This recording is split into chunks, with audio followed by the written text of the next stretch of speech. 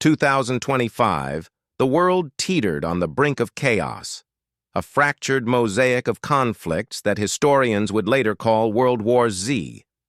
Ukraine's war raged on, with Russian forces clashing against NATO-backed defenses in a brutal stalemate.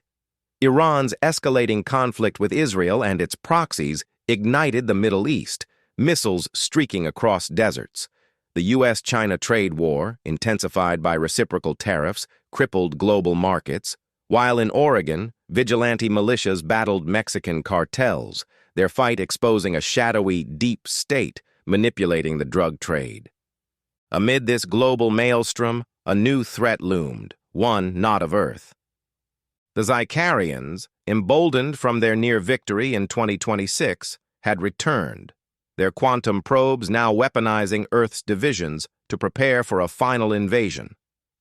President Tristan J. Tavian, the Sentinel of Sol, stood as humanity's last hope.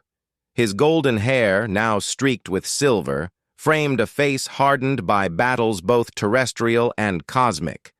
From the rebuilt Space Force Command Center in Colorado Springs, Tavian surveyed the chaos. "They think they can break us with wars and tariffs," he growled, staring at a holographic globe. "But nobody plays Earth like me." Dr. Elena Voss, now Space Force's chief strategist, uncovered the Zykarians' new plan. Their probes, embedded in global communication networks, were amplifying conflicts, hacking military systems in Ukraine, inciting cyber attacks in Iran, and sowing disinformation to fuel the trade war and Oregon's cartel battles. "They're turning our wars into their weapon," Voss warned. "If we don't unite, they'll wipe us out." Tavian smirked. "Then we'll make unity great again." Operation Global Dawn was born, a daring plan to neutralize the Zykarian probes and end Earth's wars in one stroke. Tavian, with General Hawk Ramsey and Zorak Vinther, retooled Starlink's neural pulse emitters to broadcast a counter-signal, one that would disable the probes and expose the Zykarians' manipulation to the world. But the mission required global cooperation, a feat no leader had achieved in decades. Tavian, undaunted, boarded Eagle 1 and launched a whirlwind diplomatic offensive. In Kiev, Tavian met Ukrainian President Zelensky amidst artillery fire. "You're fighting for freedom," Tavian said, handing him a Space Force decryptor revealing Zykarian interference in Russian drones. "Join me, and we'll crush the real enemy." Zelensky, inspired, agreed to a ceasefire for the mission. In Tehran, Tavian faced Iran's leaders, dodging airstrikes to show them evidence of Zykarian-hacked missile systems. "You want sovereignty? Help me stop the aliens pulling your strings." A tense truce followed. In Beijing, Tavian outmaneuvered trade negotiators, offering tariff relief for China's satellite support. "Nobody trades like me," he quipped, sealing the deal. Back in the U.S., Oregon's militia leader, Colonel Mara Kane, uncovered deep state operatives profiting from cartel chaos. Tavian, landing in Portland, rallied her fighters. "You're patriots," he declared, broadcasting proof of Zykarian disinformation inflaming the conflict. "Fight with me, and we'll clean this mess." Kane's militias joined Space Force, turning their guns on the true enemy. On December 1st, 2025, Operation Global Dawn launched. Space Force X-47s, cloaked in Zykarian stealth tech, swarmed the ionosphere, emitting Vinther's countersignal. The Zykarian probes, caught off guard, began to fail, their manipulation of Earth's conflicts unraveling. In Ukraine, Russian and NATO forces paused as hacked systems rebooted. In Iran, missile launches halted.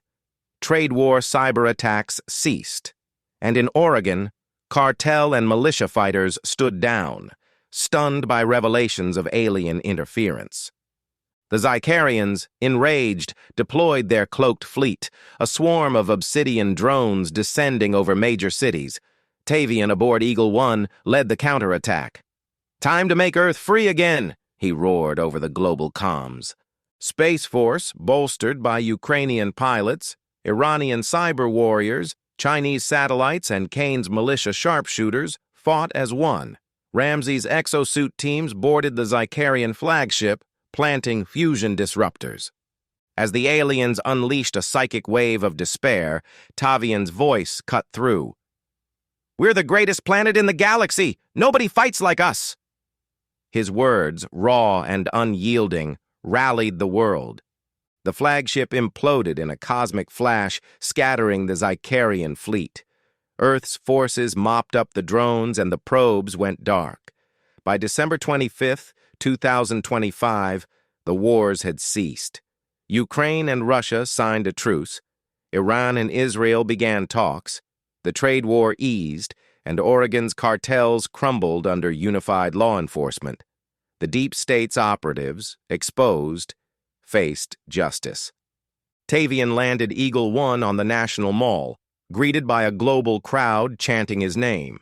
He unveiled a new monument beside his golden statue, a globe encircled by stars, inscribed, "Unity of Sol."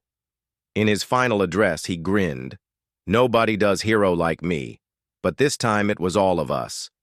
By 2030, Earth thrived under a new alliance, its space force patrolling a peaceful solar system. Tavian, now a galactic legend, had turned World War Z into humanity's greatest victory, proving that even in the darkest chaos, the Sentinel of Sol could light the way.